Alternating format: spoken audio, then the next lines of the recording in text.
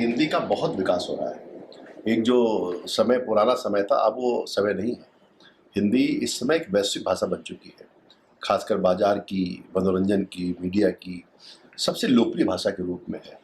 और जिस प्रकार का बिज़नेस आप देखेंगे, खासकर फ़िल्मों में, कम्युनिकेशन में, मीडिया के क्षेत्र में आ रहा है, वो अपने आप में बहुत अद्भुत है। उसका सबसे बड़ा कारण ये है कि हिंदुस्तान की जो जनसांख्यिकी है, जो आबादी हिंदुस्तान की है, वह हिंदी और भारतीय भाषाओं के पक्ष में है।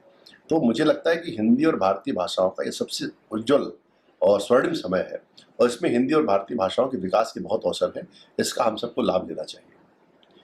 सर किंतु क्या आपको नहीं लगता है कि अंग्रेजी भाषा का जिस तरीके से एक बहुत ज़्यादा प्रभाव पड़ रहा है हमारे लोगों के बीच में सोशल मीडिया के माध्यम से और बाकी मीडिया के माध्यम से, उसमें हिंदी भाषा का अस्तित्व कहीं न कहीं थोड़ा कमज़ोर पड़ते जा रहा है?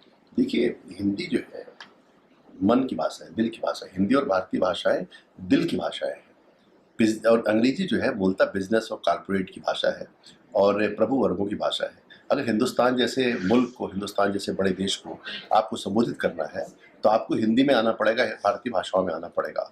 आप देखिए, मास कम्युनिकेशन का या जनसंचार का सबसे बड़ा जो कैंपेन होता है, वो चुनाव के दौरान होता है। चुनाव किस भाषा में हिंदुस्तान में लड़े जाते हैं?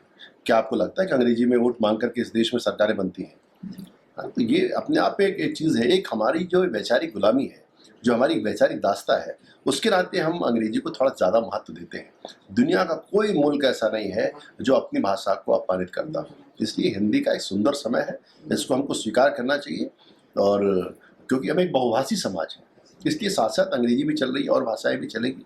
ये कोई बुरी चीज़ नहीं है, पर हिंदी का महत्व कम हो रहा है, भारतीय भाषाओं का महत्व कम हो रहा है, मैं ऐसा नहीं मानता, क्योंकि हम अपने सपने अपनी भाषा में देखते हैं, अपनी ज़िंदगी अपनी भाषा में जीते हैं, अपना मनोरंजन अपनी भाषा में करते हैं, अपना सारा कम्युनिकेशन अपनी भाषा में करते हैं। इसलिए मातृभाषाएँ कभी किसी मातृभाषाओं की जो जगह है, कभी कोई दूसरी भाषा नहीं ले सकती। सर अगर हम कंटेंट की बात करें तो जिस प्रकार से पहले के लेखक हुआ करते थे, पहले के पाठक वर्ग हुआ करते थे और अभी के लेखक और अभी के पाठक वर्ग हिंदी में अगर हम बात करें, तो क्या आपको लगता है कि उनके स्तर में कहीं न कहीं थोड़ा-सा पतन या फिर थोड़ा-सा एक नेगेटिव डिफरेंस आया है? देखिए, मेरा मानना है, जब कोई भाषा विस्तार लेती है, उसमें नए-नए लेखक आते हैं, नए-नए विषयों पर बात होती है। आज हिंदी में जितने विषयों पर किताबें आ रही, कभी नहीं आई। दुनिया का लगभग सारा समूचा जो बड़ा साहित्य है, वो हिंदी और भारतीय भाषाओं में अनुवादित हो रहा है, क्योंकि हमारी जो रेंज बहुत ज़्यादा है, हमारी रीच बहुत ज़्यादा है, हमारे पढ़ने वाले बहुत ज़्यादा हैं। तो आप नहीं कह सकते कि हिंदी किसी तरह से दरिद्रता का शिकार है, बल्कि दूसरी भाषाओं के जो लेखक हैं, वो भी हिंदी में लिखना और छपना चाहते हैं, अपनी पुस्तकें हिंदी में छपें, ऐसा चाहते हैं। आपने हिंदी अखबारों के कॉलम देखिए, बड़े से बड़ा जो अंग्रेजी राइटर है, वो चाहता है वो हिंदी के अखबारों में छपे, क्योंकि हिंदी की जो रीच और रेंज है, वो आप अंग्रेजी में छप के हिंदुस्तान में कभी पॉपुलर नहीं हो सकते। और हर आदमी को एक चेहरा चाहिए होता है, बाजार चाहिए होता है, स्वीकृति चाहिए होती है। इसलिए आज तो बड़ा से बड़ा आदमी जो है, हिंदी के अखबारों में, हिंदी की पत्र पत्रिकाओं में लिखना और छपना चाहता है, हिंदी चैनलों में दिखना चाहता है।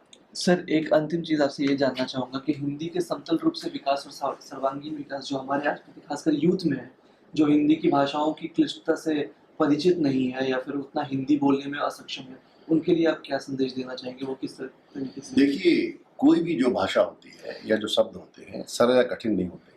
शब्द या तो परिचित होते हैं या अपरिचित होते हैं।